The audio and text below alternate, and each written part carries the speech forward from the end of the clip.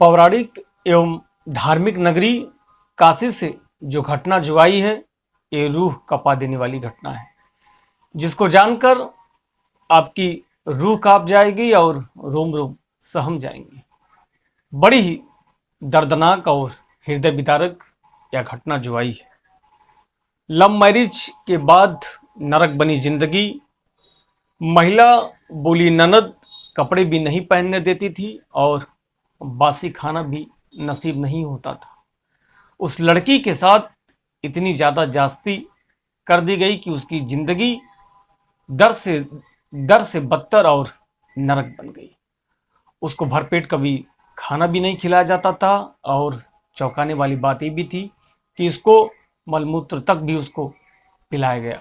उस लड़की के साथ इतना जास्ती किया गया कि वह लड़की जिंदगी में जब उस मंजर को याद करती है तो वह डर जाती है, सहम जाती है। चलिए आइए जानते हैं इस दर्दनाक घटना के बारे में विस्तार पूर्वक इस वीडियो में। तो आयुष यात्रा क्राइम चैनल में आप सभी लोगों का स्वागत करते हैं। आशा नहीं, उम्मीद करते हैं कि आप सभी लोग अच्छे होंगे। आपसे गुजारिश है कि अब तक अगर इस चैनल को सब्सक्राइब, लाइक, शेयर, कमेंट नहीं किए हैं तो कर लीजिए, ताकि वीडियो का नोटिफिकेशन आपको पहले मिलता रहे।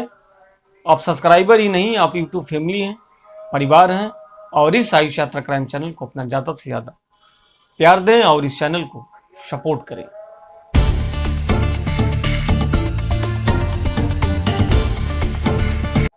चलिए ये जो रूह कपा देने वाली ये जो घटना है, इसके बारे में विस्तार पूर्वक जानते हैं इस वीडियो में। वीडियो को ना ही मिस करें और ना ही स्किप करें, तो ही जान पाएंगे हकीकत और सच्चाई क्या है। लव मैरिज के बाद मेरी लाइफ इतनी नरक हो जाएगी, ये मैंने कभी सोचा भी नहीं था। शादी के कुछ समय तक तो सब ठीक ठाक रहा, ठीक चल रहा था। इसके बाद मेरे पति और उसकी बहन ने मिलकर मुझे इस कदर और इस तरीके से प्रताड़ित किया कि मुझे ढंग से कपड़े भी नहीं पहनने दे रही थी। इतना ही नहीं, इसके साथ ही साथ मुझे बासी खाना भी नसीब नहीं था। अगर ज़मीन पर गिरा खाना भी मैं खाती थी तो जो मेरी ननद जो सुंदरी थी वह देखती थी तो वह दौड़कर मेरे पास आती थी और उस ज़मीन पर गिरे हुए खाने को अपने पैरों से रौंद देती थी, यानी मसल देती थी। मेरे 2 बेटे हुए।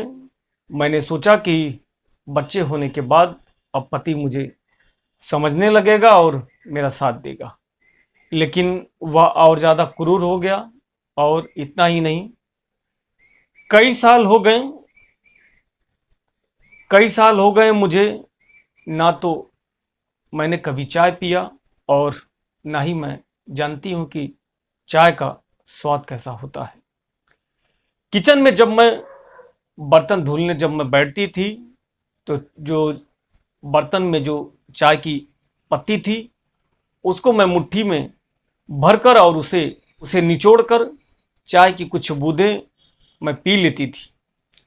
मेरी ननद ने मेरे शरीर के हर हिस्से पर जख्म दिए और ये जख्म ऐसे जख्म हैं कि जिसको मैं जिंदगी भर ना ही भूल सकती हूँ और ना ही इसे बर्दाश्त कर पाऊंगी।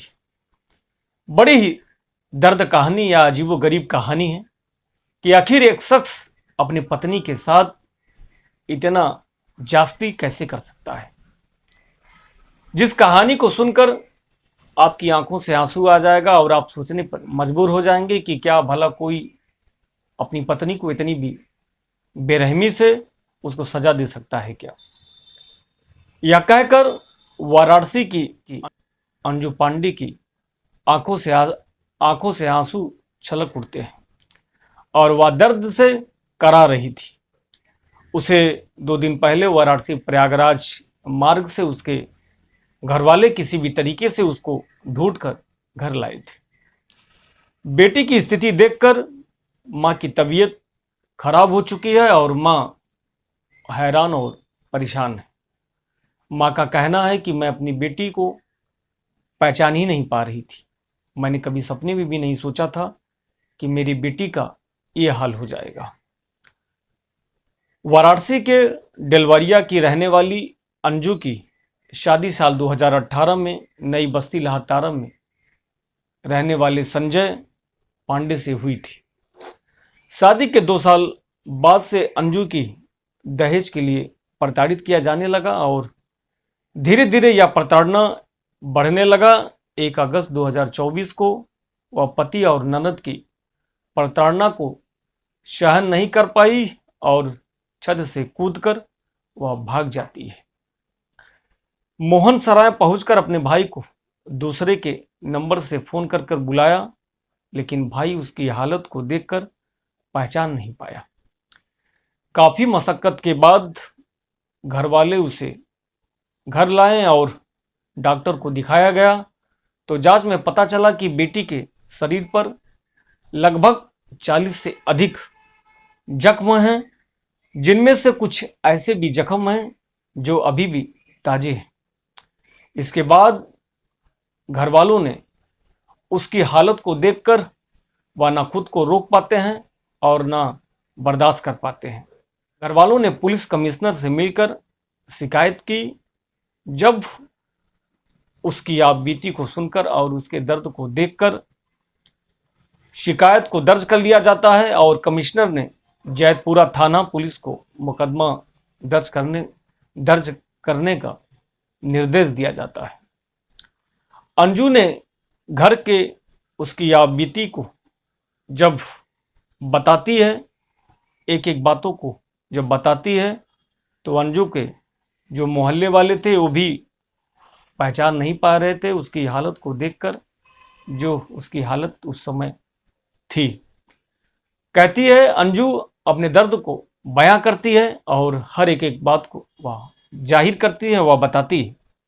कहती है कि घर के एक कमरे में बैठी थी और अंजू की जो पुरानी फोटो थी उसको देखी तो हम भी आश्चर्य में पड़ जाते हैं कि ये वही अंजू है। हमने जब पूछा तो वह फूट फूट कर वह लड़की जो थी वह रोने लगती है। अपनी तस्वीर को वह देख रही थी और हर एक दर्द को बयां कर रही थी। मौके पर जब कुछ लोगों ने जब उस तस्वीर के बारे में पूछा कि क्या ये आपकी फोटो है, तो उस बात को सुनकर और अंजू फूट फूट कर रोने लगती है और अपनी हर एक बातों को यानी दर्द को बयां करने लगती है। उसने बताया, मेरी माँ की रिश्तेदारी में संजय था। मुझे उससे जब मुलाकात होती है और बात ही बात में उससे प्यार हो जाता है और हम दोनों ने साथ जीने और मरने की कस्में खा लेते हैं। घर वालों ने हमारी बात को समझकर और हमारी बात को मानकर और 25 मई 2018 को हम दोनों की एक मंदिर में शादी करवा देते हैं। घर वालों के साथ मैं भी खुश थी और सारे लोग खुश थे, लेकिन सिर्फ ये खुशी 2 महीने तक थी। 2 महीने के बाद यही खुशी प्रताड़ना में बदल जाती है। अचानक मेरे साथ ऐसा व्यवहार किया जाने लगता है जिसको ना तो मैं सपने में कभी सोची थी और ना कभी मैं जानती थी कि मेरे साथ ऐसा होने वाला है। जिसको जानकर और कहते हुए वह फूट फूट कर रोने लगती है और पूरी डर और सहमी हुई रहती है। अंजू ने बताया, संजय मंदिर में तिलक लगाने का काम करता है, पर मैं उसके उसी काम से खुश थी और अपनी जिंदगी को हंसी खुशी से उसी के साथ यानी अपने पति के साथ गुजारना चाहती थी। जिंदगी 2 महीने अच्छे से चलती रही, ठीक ठाक गुजरती रही। इसके बाद मेरी ननद जो सुंदरी पांडे और मेरी सास ने मुझे इस कदर प्रताड़ित करना शुरू कर दिया कि मैंने अपने पति संजय से जब कहा तो उसने भी अपनी बहन का साथ दिया और अपने माँ का साथ दिया। मेरी बातों को वह सुनने के लिए तैयार नहीं था। वह उसकी बहन और माँ जो कहती थी वह उतना ही करता था। कहा, तुम दहेज में कुछ नहीं लाई हो और घर वालों को फोन करो कि 4 लाख रुपए लेकर आए और साथ ही मेरे नाम का एक यानी मेरे नाम से एक बिस्वा ज़मीन लिखें, एक बिस्वा मेरे नाम से ज़मीन लिखें और 4 लाख रुपए कैश नगद लेकर आएं, तो ही मैं तुमको अपने साथ रखूंगा और तुम्हारी बात को समझूंगा। ऐसा पति कहने लगता है और धमकी के साथ ये भी कहता है कि अगर ऐसा नहीं हुआ तो तुम्हें मारपीट झेलनी पड़ेगी और सहना पड़ेगा। अंजू ने रोते हुए कहा, उस दिन मैं समझ गई कि मेरा कोई अपना नहीं है, ना ही मेरे कोई दुख को समझने वाला है मेरा पति, और ना ही मेरी बात को मानने वाला है मेरा पति। उस दिन मैंने ठान लिया कि मुझे अपने जीवन में क्या करना है और क्या नहीं करना है।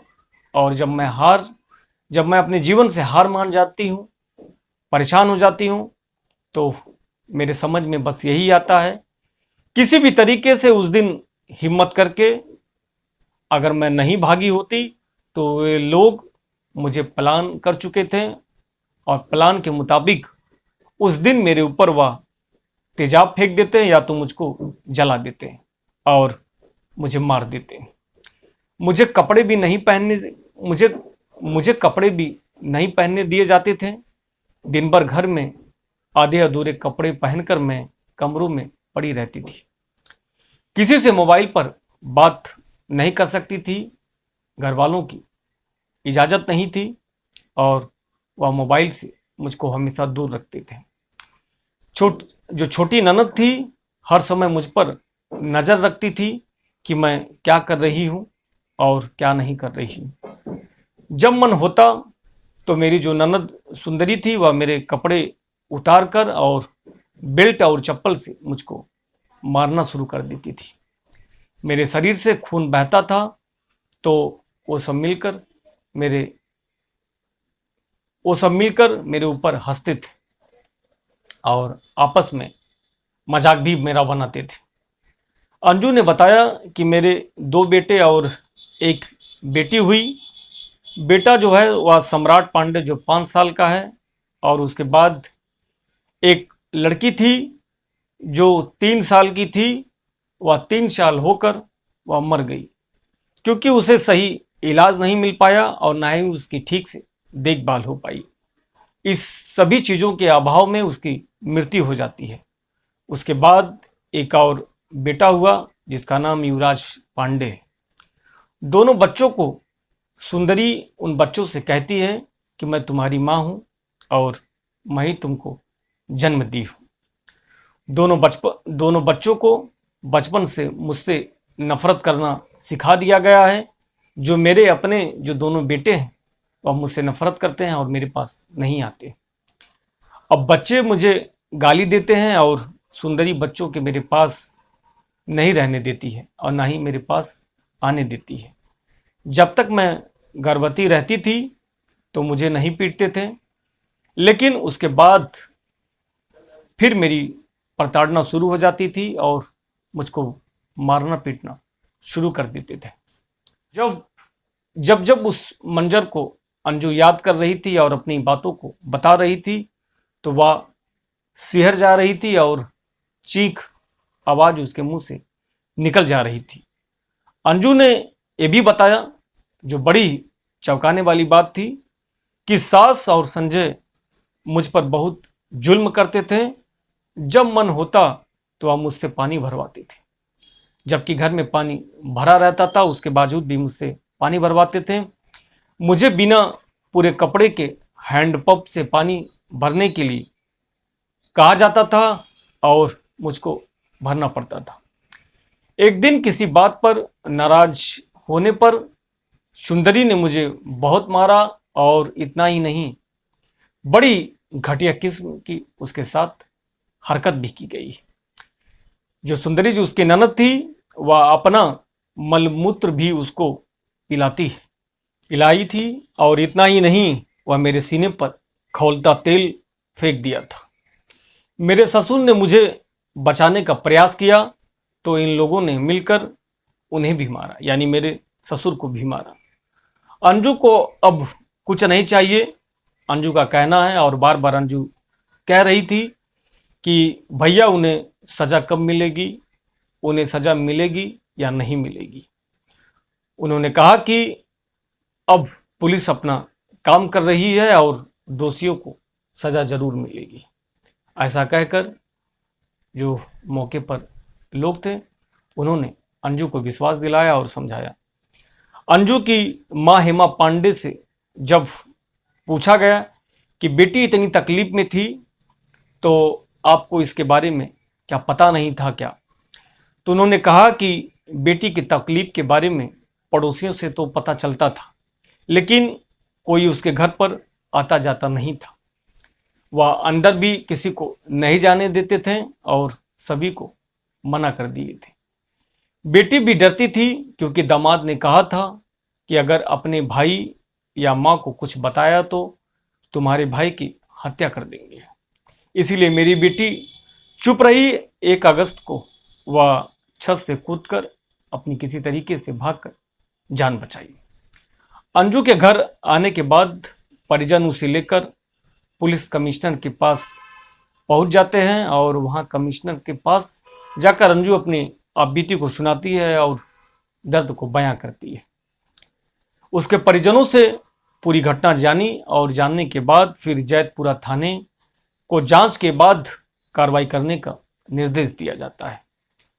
अंजू पांडे की शिकायत पर पुलिस ने मुकदमा दर्ज कर लिया है और थानाध्यक्ष जैतपुरा ब्रजेश कुमार मिश्रा ने बताया और यह विश्वास दिलाया कि आरोपियों के खिलाफ सख्त कार्रवाई की जाएगी। चौकी इंचार्ज चौकाघाट ने महिला का बयान लिया है और इसके आधार पर थाने पर दहेज प्रताड़ना और मारपीट की धाराओं में मुकदमा दर्ज कर जांच की जा रही है और पुलिस जल्द ही आरोपियों को गिरफ्तार करके और उनको सलाखे के पीछे भेज देगी। पुलिस वालों का कहना है कि आरोपियों के खिलाफ विभिन्न धाराओं में मुकदमा दर्ज करके सख्त से सख्त और कड़ी से कड़ी उनको सजा मिलेगी और पीड़ित परिवार को इंसाफ मिलेगा। इस कहानी को सुनाने का मेरा मकसद न ही किसी को दुखी परेशान करना है, बल्कि इस क्राइम की दुनिया में आयुष यात्रा क्राइम चैनल आपको सतर्क, जागरूक एवं आगाह करता है। इस क्राइम की दुनिया में देखते रहिए आयुष यात्रा क्राइम चैनल। हर रोज शाम 7:30 बजे एक नई सच्ची घटना, एक कहानी के साथ आयुष यात्रा क्राइम चैनल पर हम हाजिर हैं। आप देखना ना भूलें। आपसे गुजारिश है कि अपना प्यार और आशीर्वाद आयुष यात्रा क्राइम चैनल पर बनाए रखें और इस वीडियो को ज़्यादा से ज़्यादा शेयर करें और इस चैनल को सब्सक्राइब करें, कमेंट करें और ज़्यादा से ज़्यादा अपना प्यार दें और इस चैनल को सपोर्ट करें। फिर मिलते हैं हम एक नई सच्ची घटना, एक न्यू रियल स्टोरी, एक कहानी के साथ। तब तक के लिए हम आपसे विदा चाहते हैं। जय हिंद, जय भारत।